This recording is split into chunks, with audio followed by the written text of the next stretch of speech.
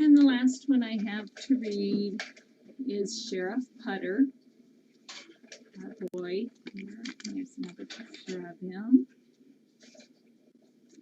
And Putter today is being sponsored by Ronald R. and Susan E.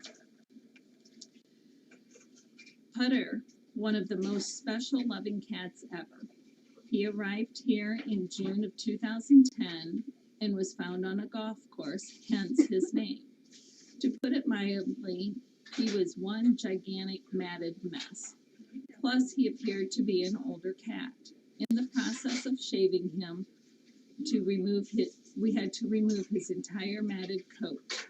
Jackie set the clippers down 3 different times to stop and wonder if he could survive. 3 times she picked up the clippers and started again. When done, he was a very skinny cat.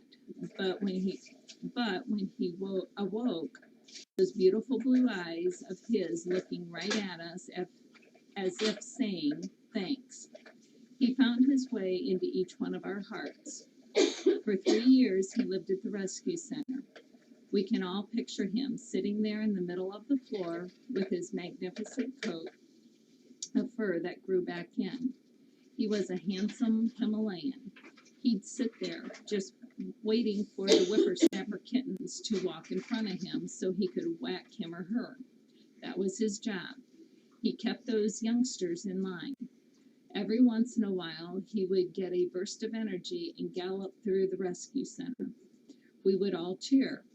He was a cat, as they all were, that mattered. He mattered so very much to us. He signified what can happen when much love is given.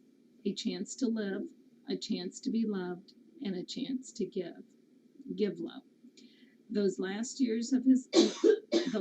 of his life, he discovered the door that opened into the house, a real home, and in he went.